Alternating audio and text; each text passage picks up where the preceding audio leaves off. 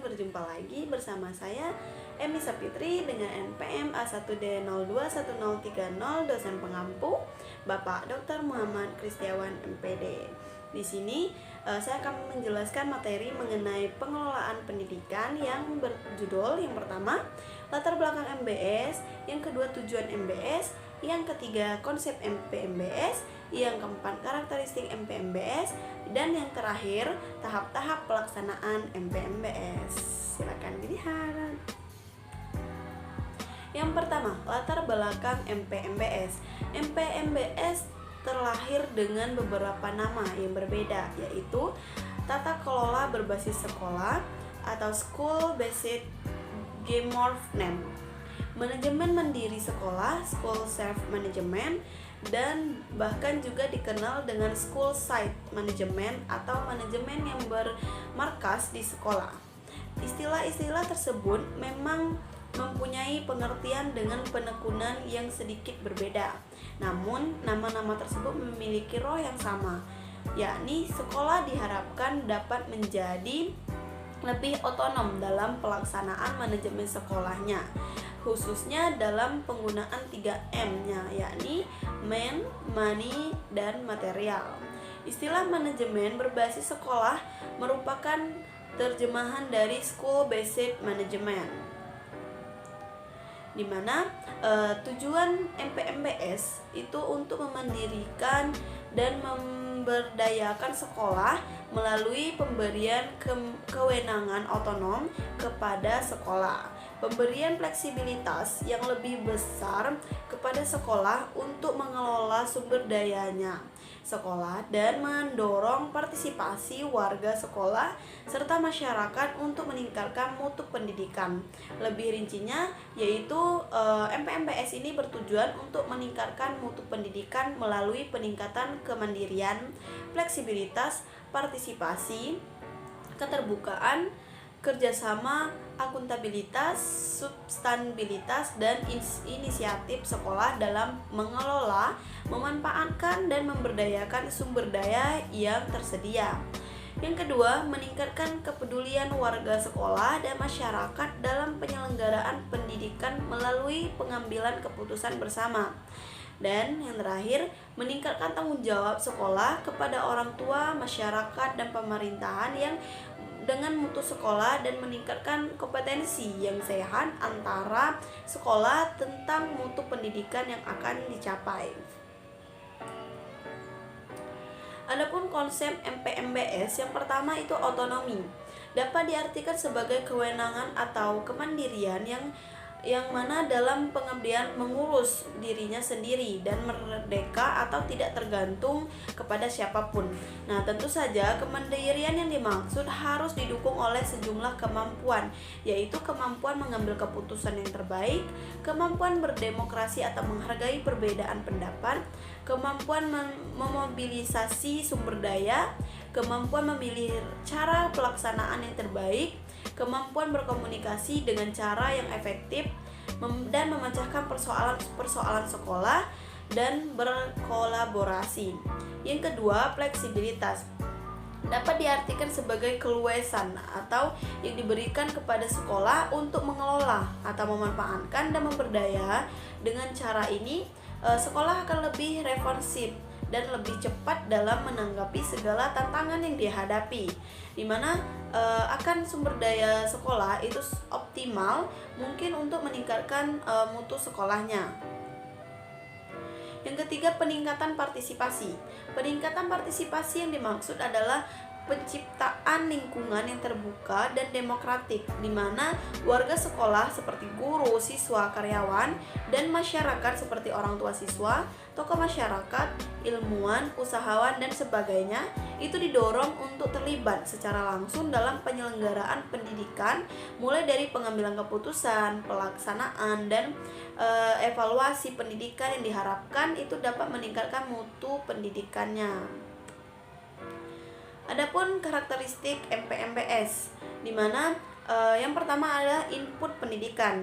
Nah, karakteristik input pendidikan ini yaitu memilih kebijakan atau tujuan dan sasaran mutu yang jelas, sumber daya yang tersedia dan siap, staf yang kompeten dan berdedikasi tinggi, memiliki harapan prestasi yang tinggi, fokus pada pelanggan khususnya siswa, serta input manajemen.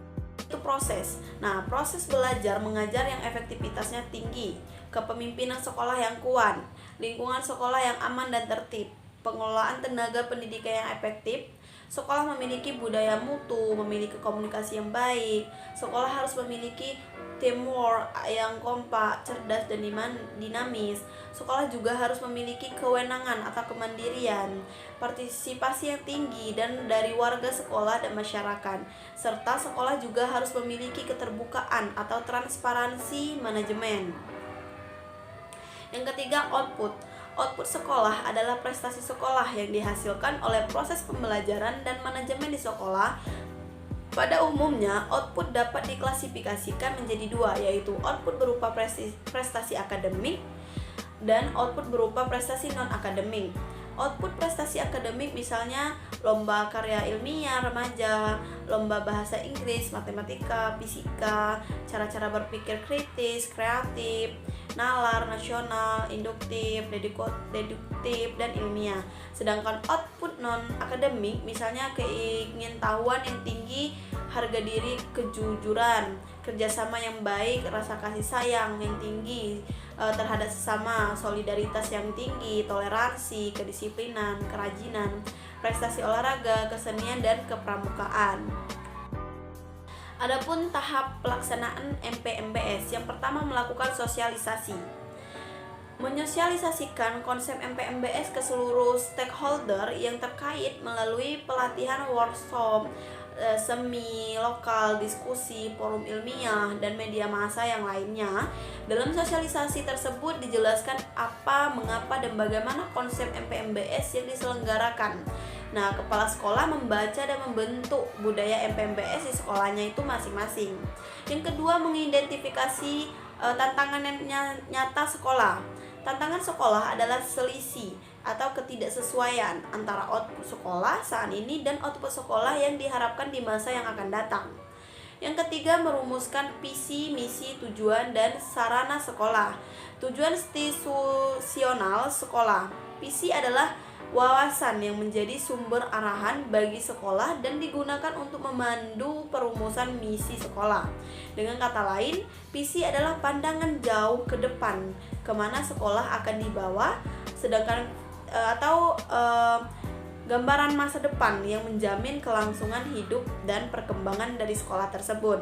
Yang keempat, mengidentifikasi fungsi-fungsi yang diperlukan untuk mencapai sasaran.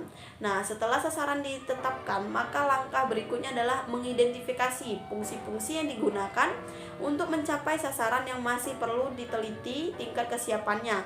Antara lain, fungsi manajemen seperti perencanaan pelaksanaan dan pengawasan program sekolah. Yang kelima, melakukan analisis SWOT. Analisis SWOT dilakukan untuk mengenali tingkat kesiapan sekolah untuk mencapai sasaran sekolah. Kekuatan adalah faktor dari dalam sekolah yang mendorong pencapaian sasaran. Nah, peluang adalah faktor dari luar sekolah yang mendorong pencapaian sasaran juga. Nah, kelemahan adalah faktor dari dalam sekolah yang menghambat pencapaian sasaran sekolah. Yang keenam, alternatif langkah pemecahan persoalan. Dari analisis SWOT tadi, maka langkah berikutnya adalah memilih langkah-langkah pemecahan persoalan, yakni tindakan yang diperlukan untuk mengubah fungsi yang tidak siap menjadi siap. Selama masih ada persoalan yang sama, artinya dengan ada ketidaksiapan fungsi, maka sasaran yang telah ditetapkan tidak akan tercapai. Yang ketujuh, menyusun rencana dan program peningkatan mutu. Rencana peningkatan mutu meliputi jangka pendek, menengah, dan panjang, serta program-program untuk merealisasikan rencana tersebut. Karena sekolah selalu terbatas sumber dayanya, maka perlu ditetapkan skala prioritas. Yang kedelapan, pelaksanaan rencana peningkatan mutu. Dalam pelaksanaan rencana peningkatan mutu ini, pendidikan yang telah disetujui bersama antara sekolah dan orang tua siswa dan masyarakat, maka sekolah perlu mengambil langkah proaktif untuk mewujudkan sasaran-sasaran yang telah ditetapkan tadi. Yang kesembilan, melakukan evaluasi pelaksanaan. Nah, evaluasi pelaksanaan untuk mengetahui tingkat keberhasilan program sekolah itu perlu melakukan evaluasi pelaksanaan program baik jangka pendek, menengah maupun jangka panjang. Nah, evaluasi jangka pendek dilakukan setiap akhir 1 bulan, jangka menengah setiap akhir tahun, jangka panjang setiap akhir 5 tahun. Dalam melakukan evaluasi, kepala sekolah harus melibatkan stakeholders tadi. Nah, yang ke-10, merumuskan sasaran mutu terbaru. Hasil evaluasi pelaksanaan itu dapat dipakai untuk alat perbaikan kinerja program yang akan datang. Hasil evaluasi merupakan umpan balik atau masukan bagi sekolah dan orang tua untuk merumuskan sasaran program baru untuk tahun yang akan datang selanjutnya, di mana dilaksanakan analisis SWOT untuk mengetahui tingkat kesiapan masing-masing fungsi manajemen dalam sekolah sehingga dapat diketahui kekuatan, kelemahan, peluang, dan ancaman dalam rangka penyusunan rencana dan program baru. Nah, dari pembahasan di atas tadi dapat kita simpulkan bahwa dalam manajemen peningkatan mutu berbasis sekolah atau MPMBS itu dapat didefinisikan sebagai model manajemen yang memberikan otonomi lebih besar kepada sekolah dan mendorong sekolah untuk melakukan pengembalian keputusan secara partisipatif untuk memenuhi kebutuhan mutu sekolah atau untuk mencapai tujuan mutu sekolah dalam rangka pendidikan nasional. Oleh karena itu, esensi MPMBS adalah otonomi sekolah dan pengambilan keputusan partisipatif untuk mencapai sasaran mutu sekolah. Baik, itulah yang dapat saya sampaikan. Lebih dan kurang saya mohon maaf. Saya akhiri. Wassalamualaikum warahmatullahi wabarakatuh. Sampai jumpa di video selanjutnya. Bye-bye.